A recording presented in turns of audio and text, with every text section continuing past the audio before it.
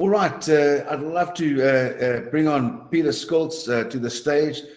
Peter's co-master licensee and executive coach, a powerful speaker, a friend of the NSBC, committed to small business, highly successful. Peter, it's good to see you. It's been a couple of years, but again, wonderful to have you on board. Your insights today and, of course, your inspiration, well needed at this time, is really going to be well received. So crafting a business that gives you time and freedom. And wow, how important is that? Peter, thank you very much for your insights and thank you for joining us. Truly grateful. Thank you. Mike, it's a pleasure. Thank you very much for the opportunity today and welcome to all the delegates this morning. I'm very pleased that I've got the starting slot this morning. And I'm pleased that Leanne and you were talking about the fact that we've got to support Small Business Friday tomorrow. So I'll be one of the first ones at a coffee shop first thing tomorrow morning. But ladies and gentlemen, good morning. My name is Peter Schultz. I'll give a quick introduction to myself during the course of the discussion this morning. But really what I want to talk to you about today is around crafting a business that buys you time and freedom. Now, before we get into the discussions this morning, one of the things that we often get into debate about, and Mike was touching about that in the introduction, is that the purpose of this discussion is not about time and freedom so I can sit on the golf course and go and play golf.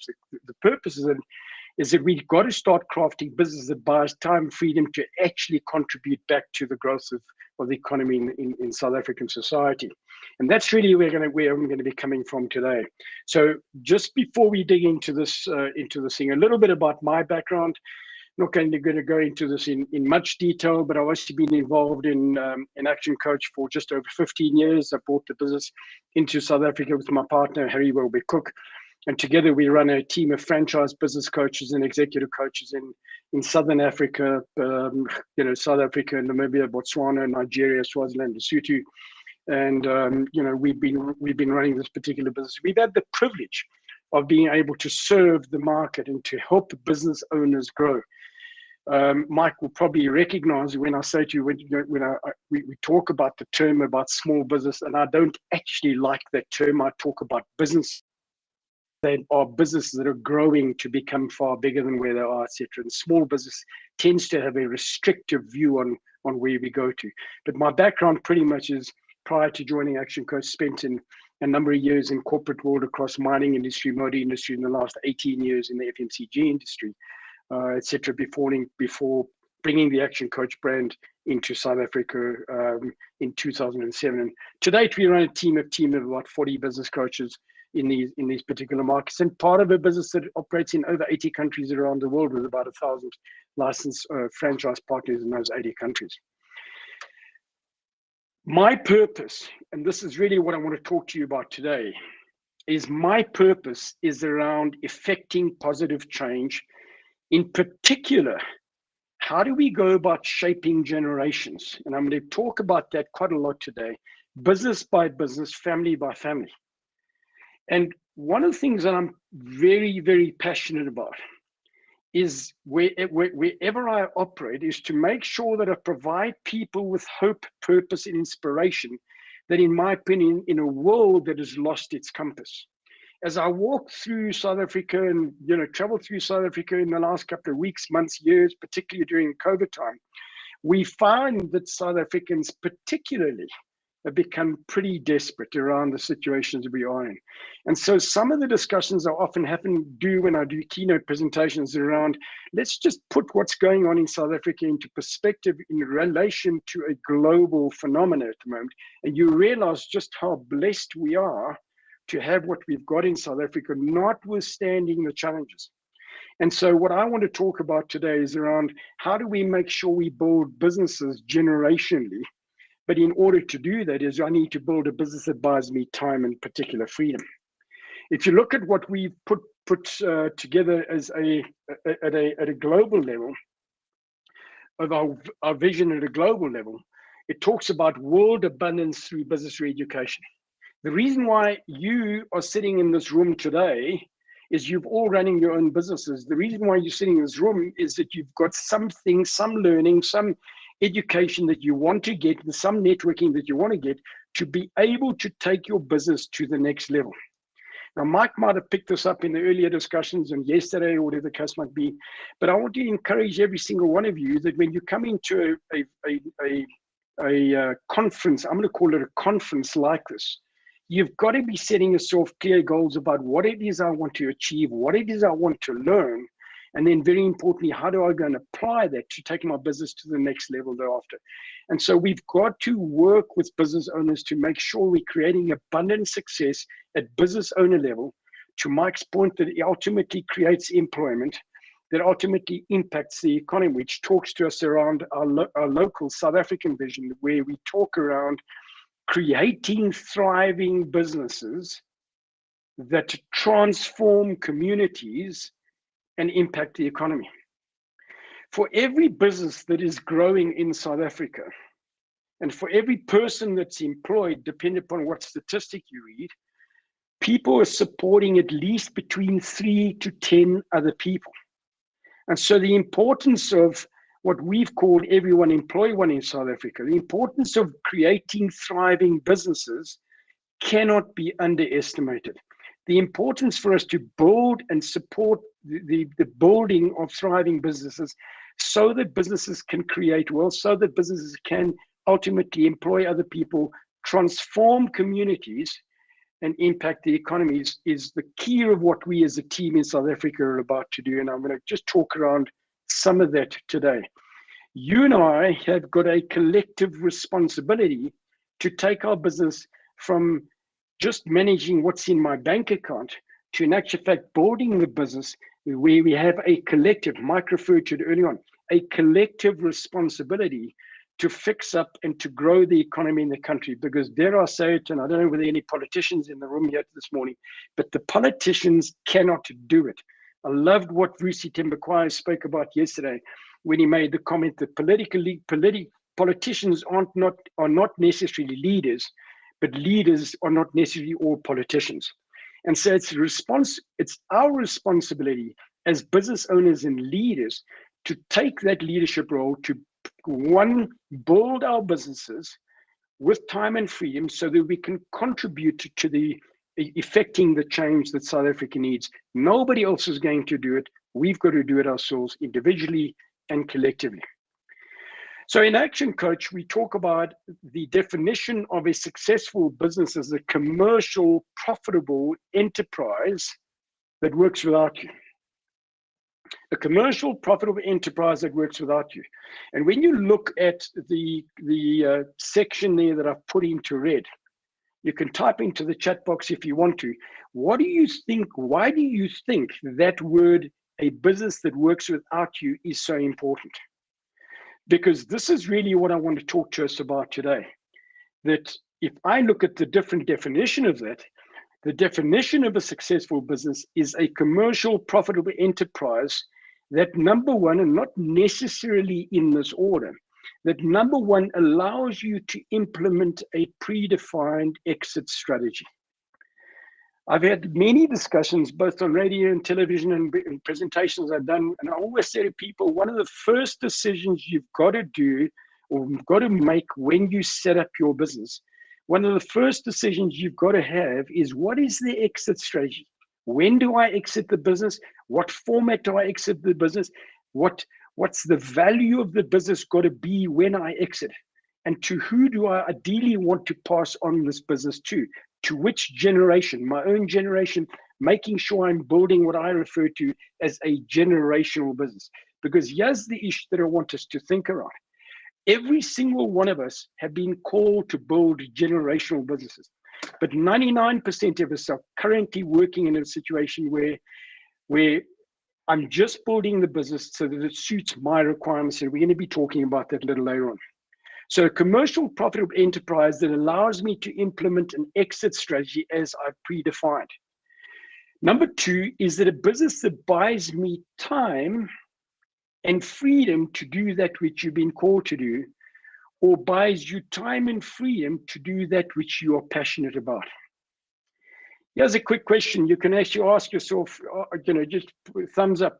How many of you, if you just thumbs up, how many of you at the moment have got a business that is providing you with time and freedom to do that which you're passionate about beyond the borders of your business? Be they travel, be they community involvement, be they contribution to society, or whatever the case might be. How many of you, by thumbs up on your profiles at the moment, have got a business where it buys you the time and freedom to do that which you can go and do? How many of you, if you were to leave your business today for a 3-month break, could come back to the business in 3 months' time and the business is growing at the time? And so thumbs up on that particular question as well. Part of what I'm going to be talking to you today is how do we get there? We've got to build businesses that buys us the time and freedom to do that which you've been called to do, which is beyond slaving in the business. And the reason why this is only so important is the following. There's a lot of research that has been done around the world, etc., that you look at successful societies, family or strong structured families and businesses, successful businesses, are the cornerstone of any successful society.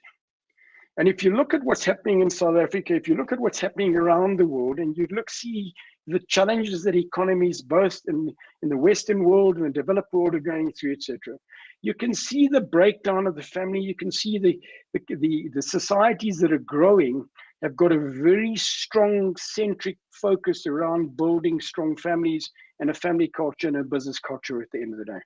You and I have a collective responsibility to make sure that we build our businesses so that we can contribute to a strong collective family environment within the country, and as well as a business community that is growing that we can get to. But yeah, so the point that I want to make is, one of the things that we look at that when we look at a lot of the ills that are taking place in society at the moment is, I have a fundamental view that we've got to move ourselves from a self-centered focus to a servanthood focus in our businesses, in the way we interact with communities, etc. And part of that discussion, because this is a discussion for 20, 30, 40 minutes just on its own, part of that discussion is, how do I take my business where just move it beyond where it just serves me as an individual and maybe 1 or 2 or 3 employees, and say to myself, how do I build this business so that it is strong enough, generating sufficient cash flow, generating sufficient wealth, that I can sow the proceeds of that successful business into the contribution of society going forward. And so we've got to move our mindsets away from self-centeredness and building the business just so that it suits me, to saying, how do I build this business that is a far bigger scale, that I can use the excess proceeds thereof to contribute to whatever cause, whatever thing you've been called to do, to contribute to that which you're passionate about. The second point that I want us to think around is, how do I take my business from one that says, I'm really just building this business with a single lifetime mindset, to building a business that has a generational mindset. And, dare I say it, we've been called again. If you go and look at some of the biggest successful businesses, etc., and how they've transferred from one generation to the next, here's the question I want to ask you. You can either type in yes or no. I see there's no thumbs down button here, but you can either type in Y or N. How many of you have got a clear view on the building of your business and setting it up in such a way that it can transfer from you as one generation to the next generation? How many of you have been fortunate that you've been the beneficiary of a generational businesses? And I often use the following example for us to really truly understand how often good generational businesses work at, let's call it SME level, not necessarily corporate level. And you go and look at some of the oldest farms that are still in family hands in the country. And I'm very fortunate that my family own a farm in the Eastern Cape that is one of the farms that is the oldest farm still in family hands. The first family members settled on that farm in 1723, And it's now the 9th generation of family member in that farm. And so how do you build your business that you can pass it on from one generation to the next, to the next, to the next? Because the one thing we've got to understand is that true wealth is built through family generational wealth, not through individual wealth. And so a lot of the discussion I want to build with, when we bring this thing back to building a business that provides me with time and freedom, so that one, I can exit and pass it on to the next generation. 2, I can do and contribute to society that which I need to do. 3 is I can actually help build and employ people, which has generational impact, break poverty curses with people that have got the opportunity to work in your business as an employee. So a quick question that I want to ask you, and you can just again type in the notes on the critical on the poll at the end of the day.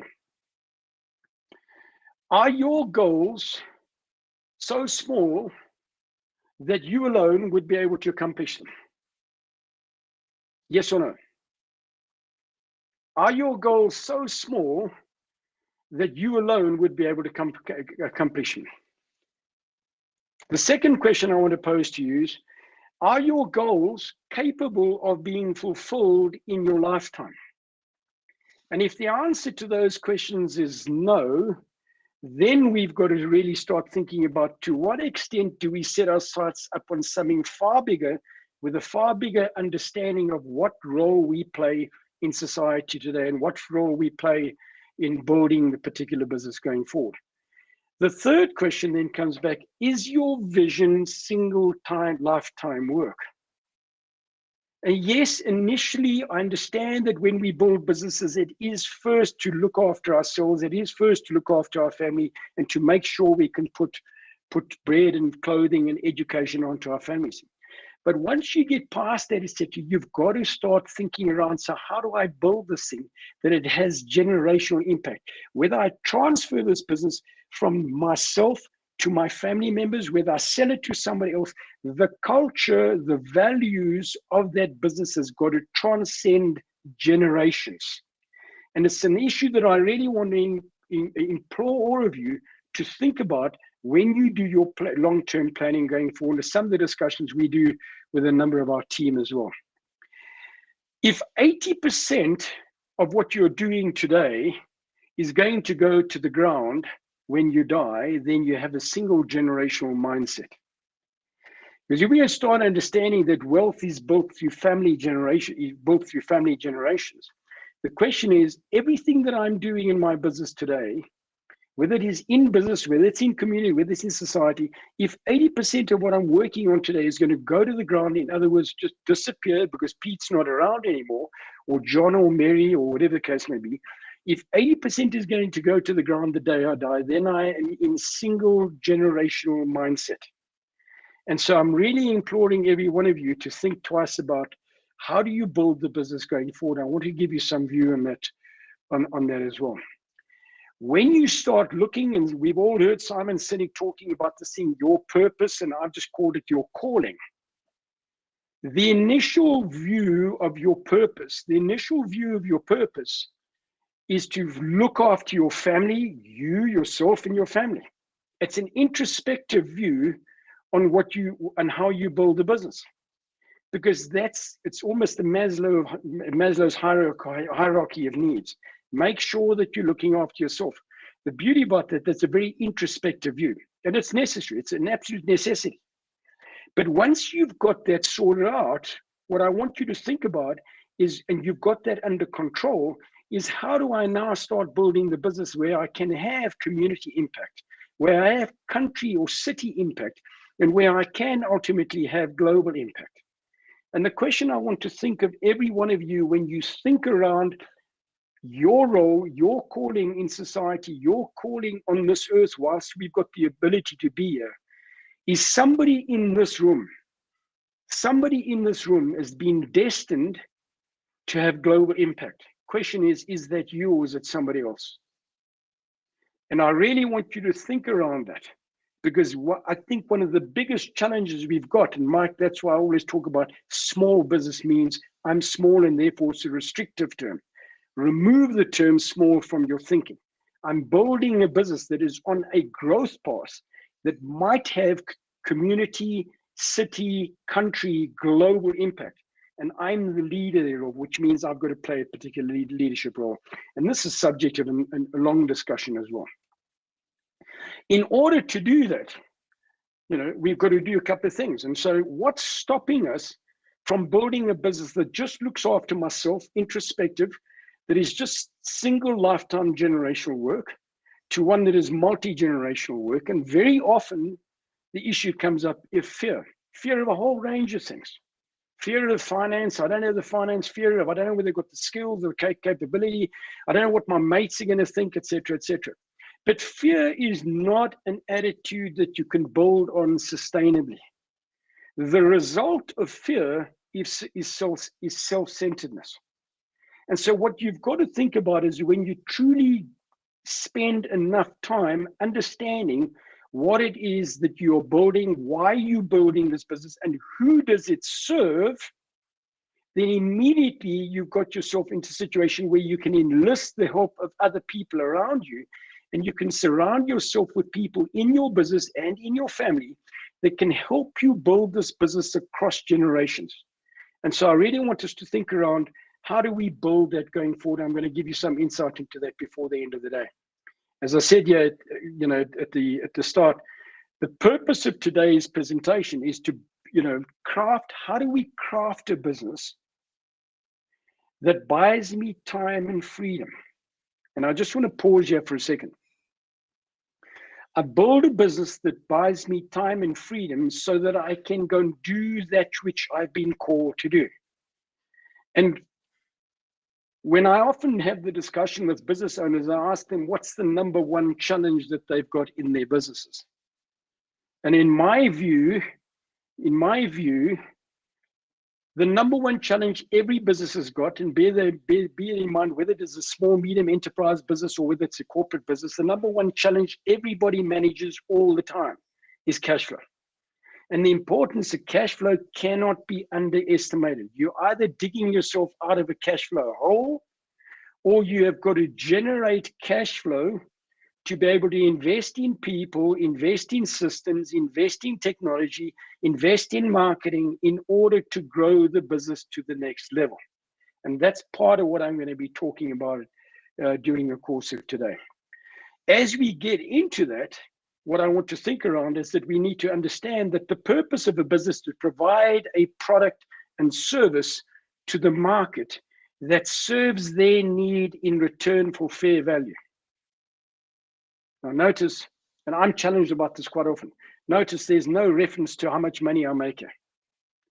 The purpose of a business is to provide a product and service to the market that serves the client's need, for which they will in return provide you fair value for the exchange of a product and the exchange of monetary value. The result or the fruit of doing that effectively and properly stewarding that, the result of doing that properly means there's financial return and wealth in all its facets, not just riches, as I call it, but wealth in all its respect, because wealth is around the stuff that I learn, the character that I build, the health that I got, the time that I've got, etc. Wealth in its broadest sense.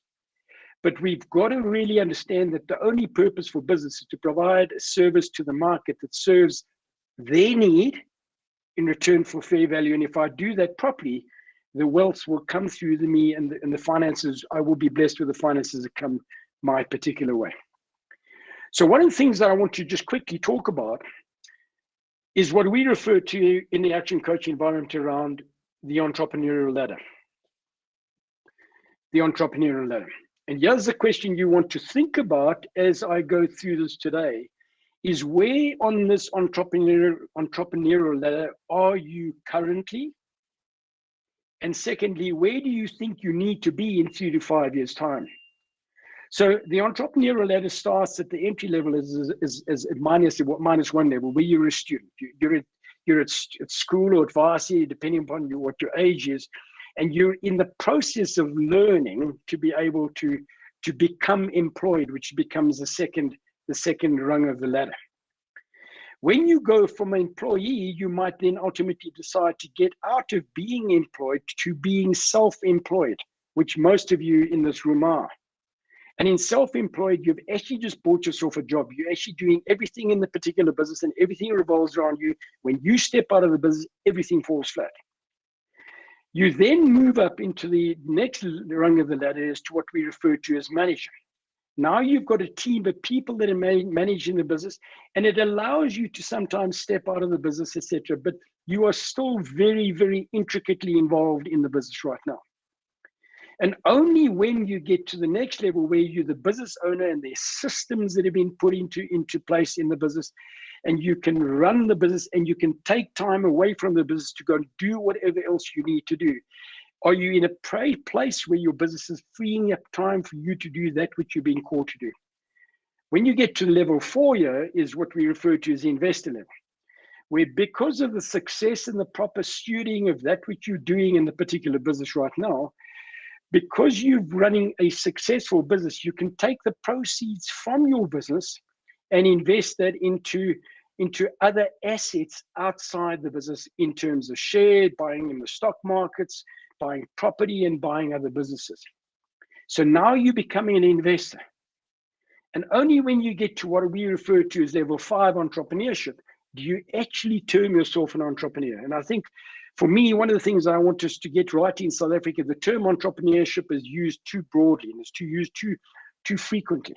You're only an entrepreneur when you've built businesses with multiple income streams that replace the income that you're getting from your business through other businesses, and you are using other people's money, OPM, other people's money to build wealth, other people's money, the bank's money, to build and buy and sell other businesses, to build, buy properties, etc. And so here's the question I want to ask you. Where in this entrepreneur ladder are you today? If you're at somewhere between manager level and student level, all you've got is a cash flow based business, which depletes time from you. It sucks time from you. I didn't want to put that on the slide. It sucks your time. And that's where the majority of people are at the moment. But what we've got to do is to, in actual fact, work with business owners and help people get into what I refer to above the line, where you're now starting to build up an asset, where you've got an asset that is freeing up and replacing the income that you're getting from other asset sources that you've used in the business. But more importantly, it's frees up time. Very simply put, frees up time to do a couple of things. One, I was very blessed last week. I was able to go and spend 8 days traveling up to the Mozambican border of the Kruger Park. No cell phone reception for 8 days. My ops manager didn't quite like that because I had no contact with her. She just had to run the ship. But at the end of the day, it freed me up time to go and do something which I'm passionate about. But at the same time, is that when I start looking at what role I play in society and what role I play in communities and churches, whatever the case may be, it frees me up with time to go and do that other stuff which I've been called to do. And you can only start effectively playing that role when you get to level 3, 4, and 5. And so that's the first model that I want us to think around. And what we do when we work with business owners is to build business plans to get you to the level wherever you might be at level 1, level 2, manager, whatever the case, will manage a level 3 business owner, to get yourself very quickly to that investor level and entrepreneur level. Because here's the point, Mike referred to it earlier on. We need more business owners that are going to get to investor level and the entrepreneur level, because that's going to be the future, the success of the economy in South Africa. Corporates ain't going to do it. The government certainly ain't going to do it.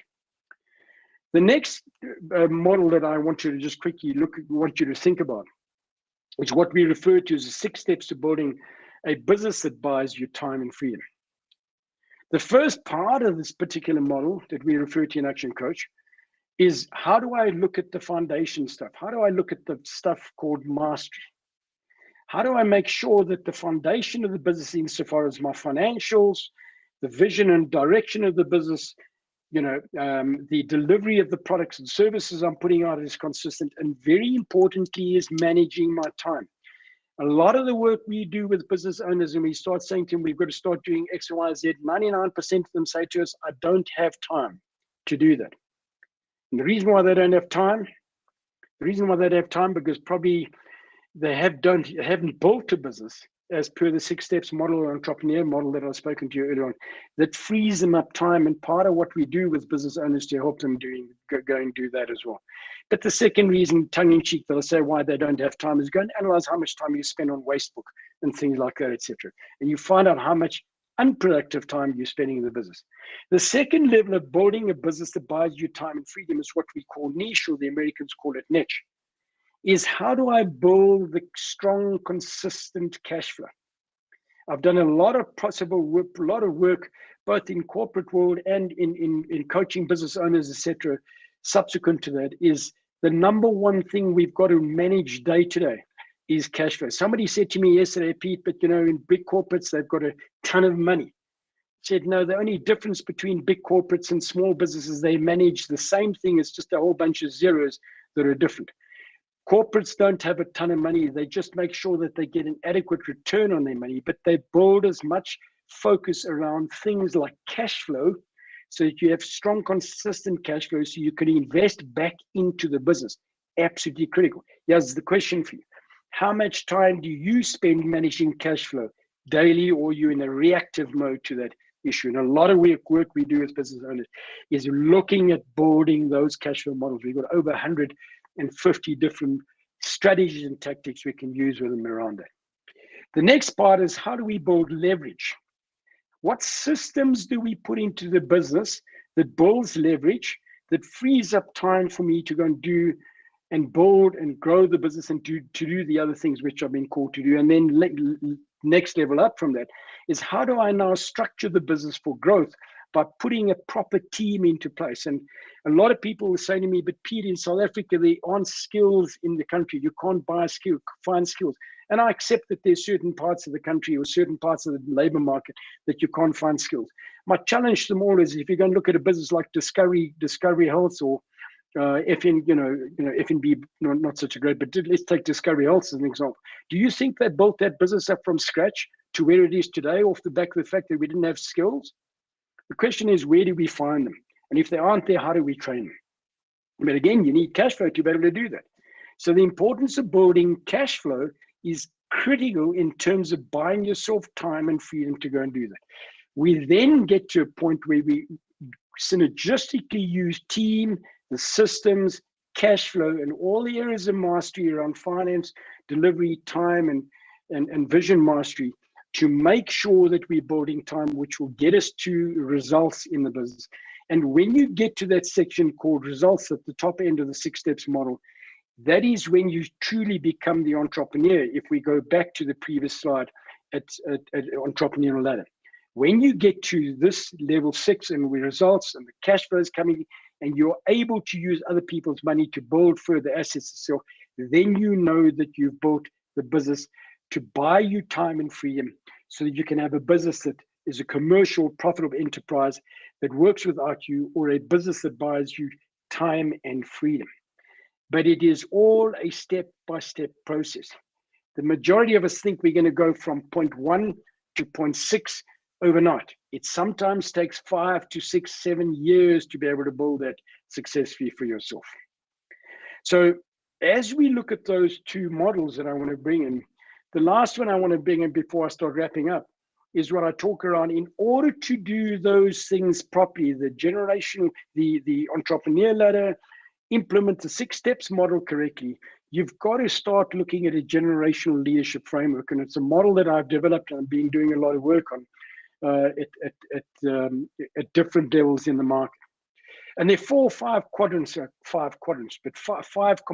should I say, to the particular model. One is, what role do I play as leader of my family to make sure that I've provided for and creating a generational character value system that is transcending the transcending generations the day that I'm not on this earth anymore.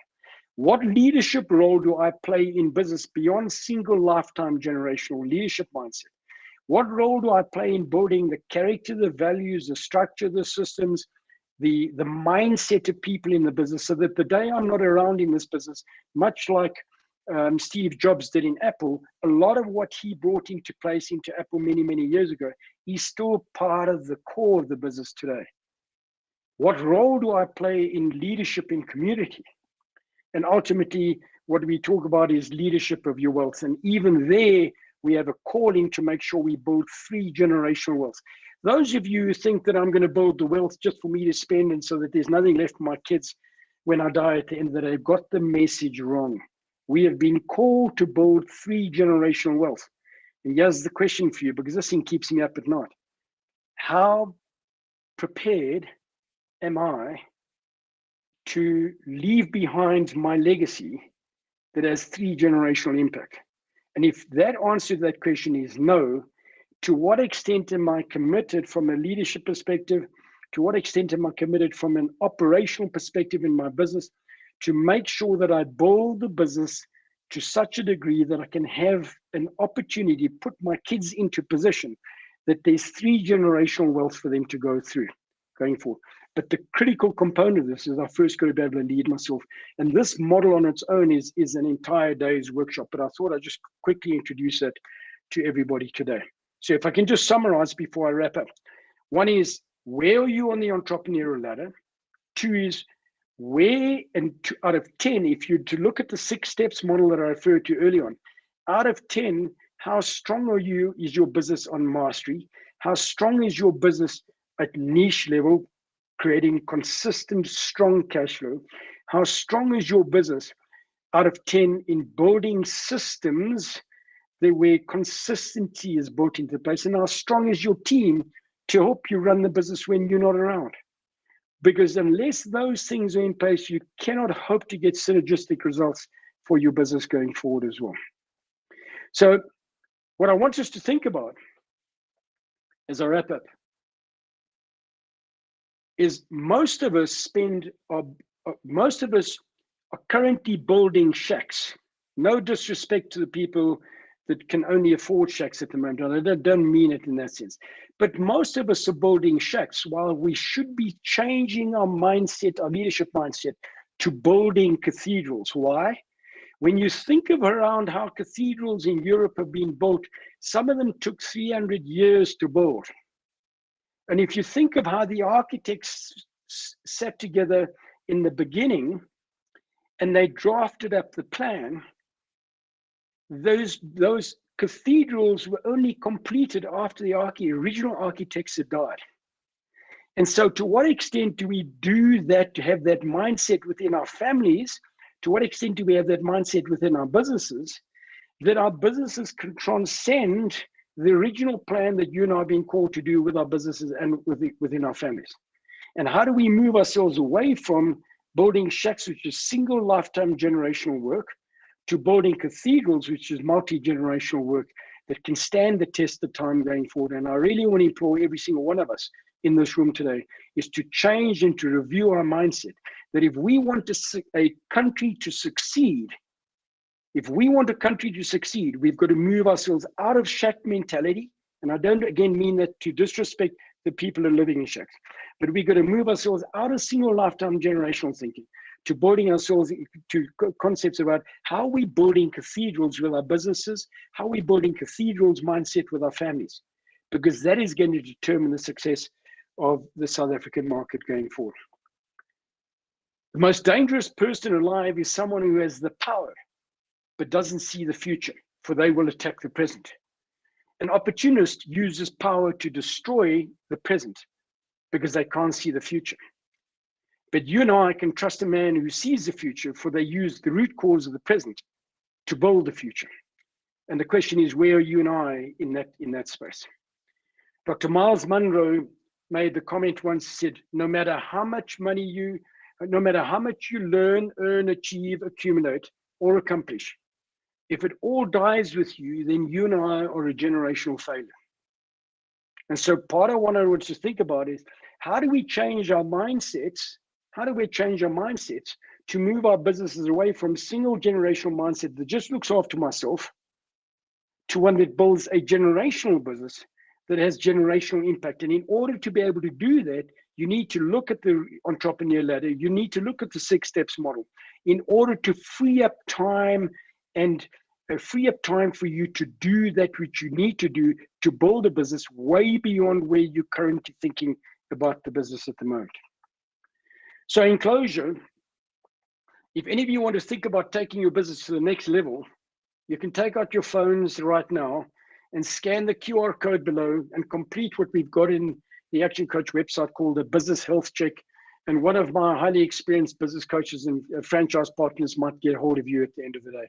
And in the chat box, my ops manager, Tracy Detroit, has put in a bit.ly URL link. If you can't scan it, if you use any other phone than the best phones in the world, Apple. So, if you use anything other than Apple, maybe the bit.ly link will work for you at the end of the day.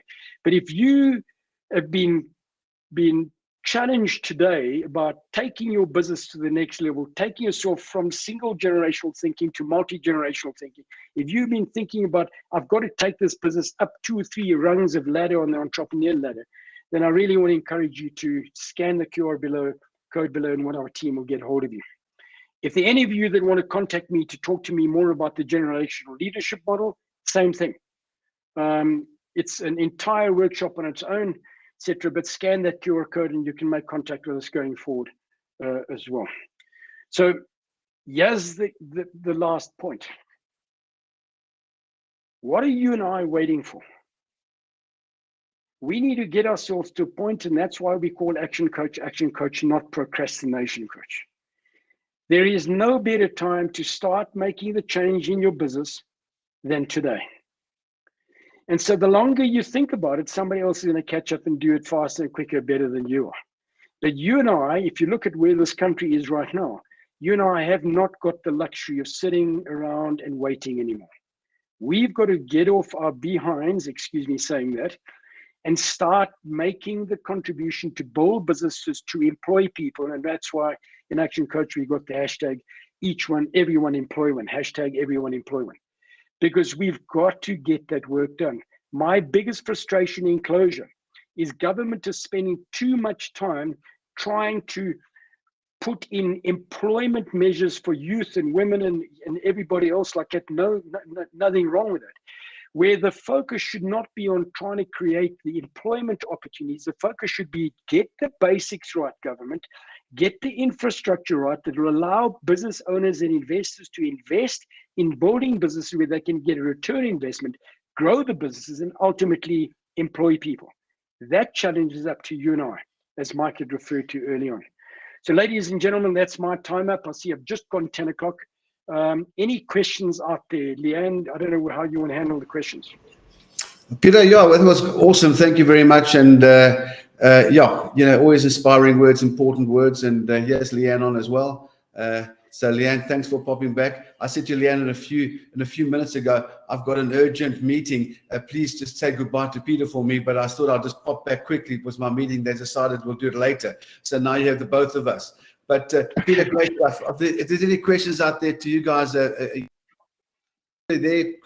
Tracy said, say his contact details there. Guys, any more questions that you have for Peter, please pop them on the chat before we close up. But of course, if there's any questions or if you want to get hold of the ActionCOACH team, please send an email to also the NSBC, info@nsbc.africa, and we'll pass them on to Peter and his team at their offices. But Peter, thanks for your time. As always, you're value driven and you're prominent, and you're an international platform speaker, but not just a speaker. You're an executive coach at a high level. So thank you for your time, and we look forward to many more engagements with yourself and your team. So truly grateful. Mike, thank you very much for the opportunity, and congrats to you and your team at NSBC for the massive work that you people do in the market as well. Once again, appreciate the opportunity. Thank you very much. And to all guys out there, a time to network before our next speaker at 11 o'clock. So you've got about 55 minutes of power networking in the virtual space. Utilize it. It's value driven. Use Peter's insights and engage with others, network, find new friends, business acquaintances. But, it's not a selling environment. Go out there and see who you can help. Listen, think like a doctor, and really enjoy the experience. And we will see you back at 11 o'clock. So take care. Great. Thank you very much, Peter. All the very best to you. Thank you so much, Mike.